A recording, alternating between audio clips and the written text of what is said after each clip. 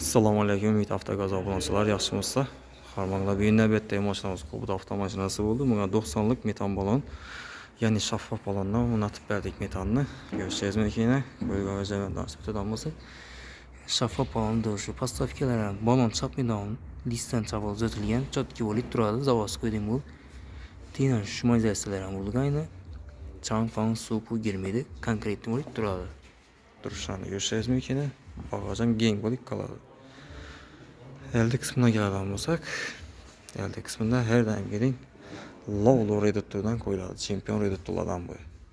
Zaproşnisi yine şimdi şöyle durada bir de hiç normal bir şey yok. Kırılması güçlü koyuladı. Türkiye'de görüşeceğiz mümkün ötüşlerini. İdeal bu çotki böyle ötedi. Bunda yine gaz atırı yine şınakilerini görüşeceğiz mümkün.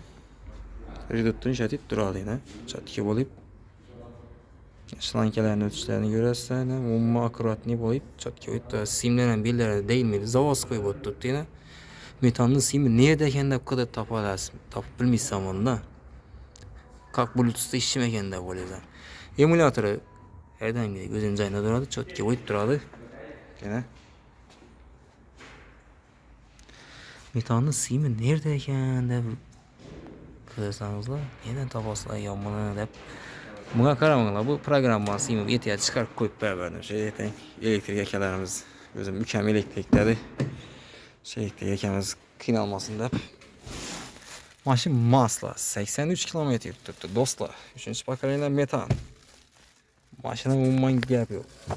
Benzin de yanıp gaza öterdi.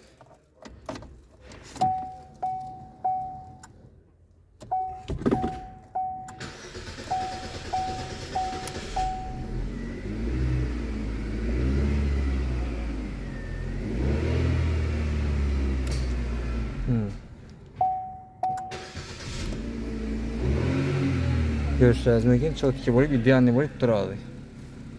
Kime şimdi hizmetle gerek olsa bemalol alakaga chiqarasiz. Bizning manzilimiz Xorazm viloyati, Urganch shahar. Xorazm avtosaloni bo'ladi do'stlar. Akem Balxon doğrusunda meşalning yanında. Ekranda telefon nomerlarimizni qoldiramiz. Bemalol zapchastlarimiz har xil. Nov zapchast desangizlar bayana, injektorlar sportivniy. Pakalina desami hamma zapchastlarimiz bayana. Servis bilan görüşeceğiz bo'lsa biz servis. Bemalol aloqa chiqarasiz.